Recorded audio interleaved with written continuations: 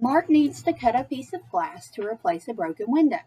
He has 4 pieces of glass, a 6 foot long, 5 feet long, 3 feet long, and 7 feet long. If the length of the glass he needs to cut is square root of 30 feet long, which piece of glass should he cut to have the least amount of unused glass? So what I need to think of is my perfect squares. So he's got a 6 foot long piece of glass, a 5 foot long piece of glass, 3 foot long piece of glass, and 7 feet long. Okay, we're looking at perfect squares here. So I could say that this is also the square root of 36 feet long. That's the same thing, that's equivalent. 5 times 5 is 25, so I could say the square root of 25 feet long.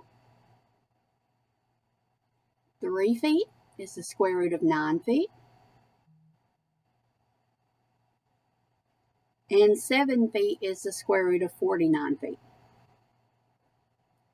So if he needs the square root of 30, I can see that my 5 feet long is not going to work. That square root of 25 is not long enough to cover square root of 30 feet. Neither is my 3 foot long. So I can use either the 6 foot or the 7 foot.